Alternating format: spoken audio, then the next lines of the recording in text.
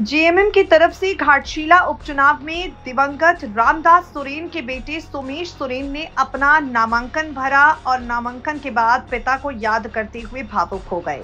हेमंत सोरेन का साथ पाकर सोमेश सोरेन इन दिनों घाटशिला में चुनाव प्रचार करने में लगे हुए हैं और इन्हीं सबके बीच यहां पर सोमेश सोरेन ने अपने पिता को याद किया है।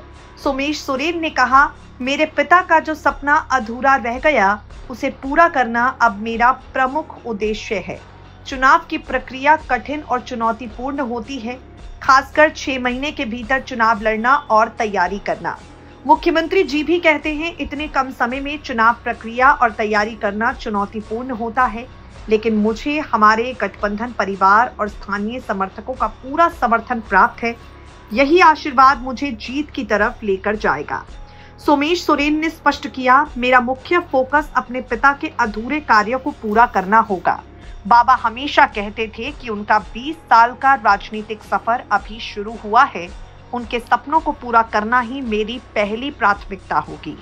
घाटशिला को शिक्षा और विकास का केंद्र बनाने की योजना के तहत सोमेश सोरेन ने कहा, मैंने अपने पिता के द्वारा शुरू किए गए नए प्रोजेक्ट्स को आगे बढ़ाने की योजना बनाई है।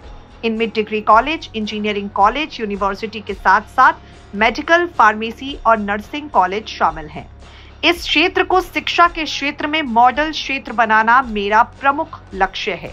मेरे पिता को खेल और युवाओं के विकास में विशेष दिलचस्पी थी।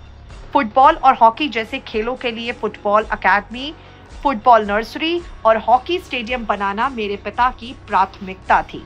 सोमेश सोरेन ने इसके बाद जनता से अपील की और कहा, वो उसी तरह आशीर्वाद और समर्थन बनाए रखे जैसे मेरे पिता को दिया था।